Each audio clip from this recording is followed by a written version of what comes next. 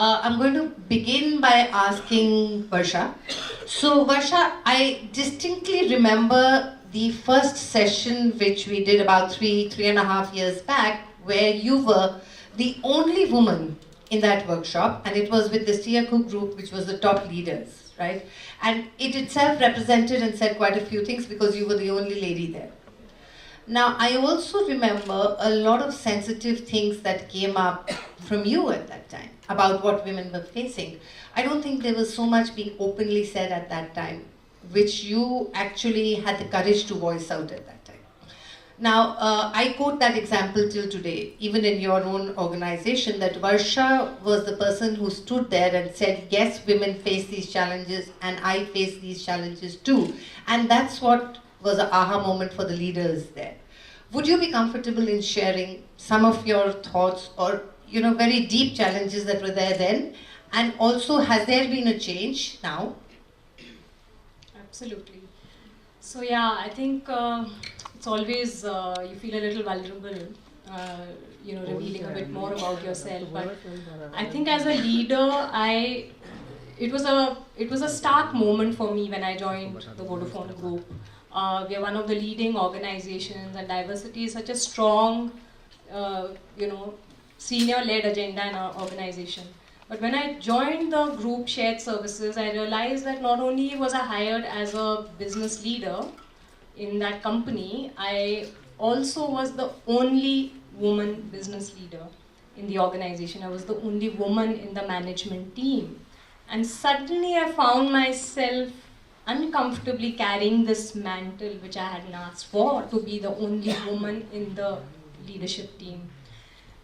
So of course, initially it makes you feel very uncomfortable, you're a little reluctant, but then it also struck me that it is such a huge responsibility, it is such a huge opportunity. There is a lack of role models for women to look up in the organization, and I think we touched on this topic earlier also.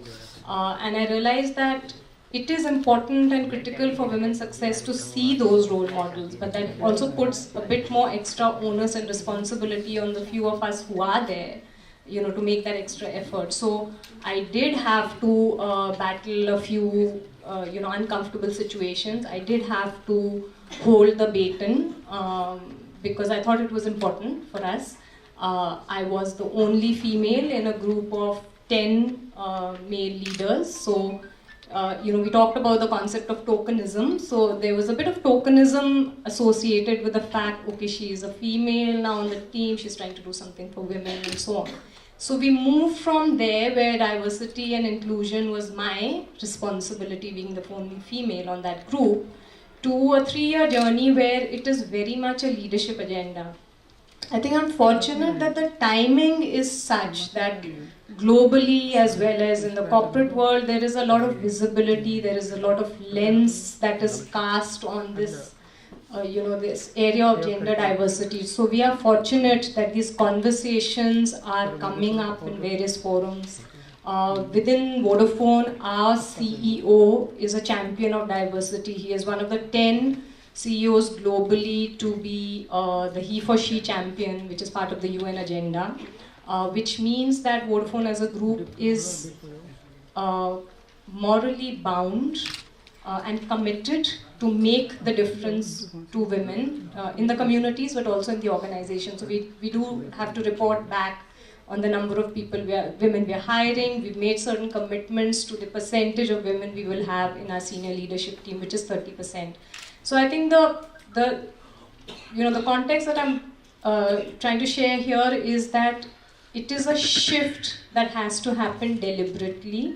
It is a shift that has to happen with a lot of effort, and I think we already touched on the point that it has to be leadership-led. A lot of sponsorship has to come from the top, and that is what has happened.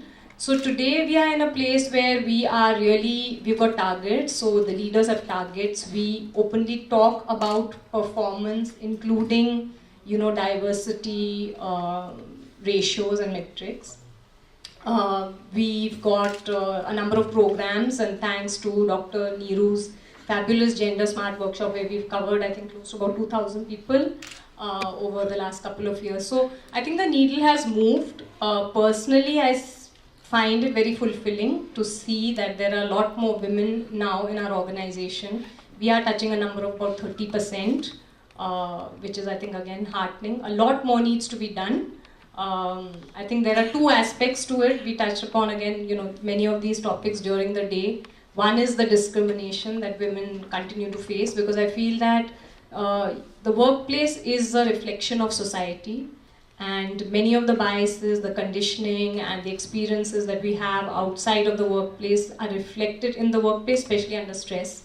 So we have to continue to build that sensitization and the gender intelligence part of it and have it as part of our day-to-day conversation. But it's also a lot about the internal conflict and the internal barriers that women have, which again become a showstopper to their success and to them rising in the organization. So I think a lot more effort needs to be done, which we are trying to do in a small way in terms of mentoring women, coaching women, developing programs for high potential women, and assisting women in actually leveraging the opportunities for their growth that do exist within the organization. So I think this is where we are, and I think, of course, personally I'm very attached and very passionate about this topic. So I think I can go on for a long time, and let me hand over to Pavitra maybe to share her thoughts.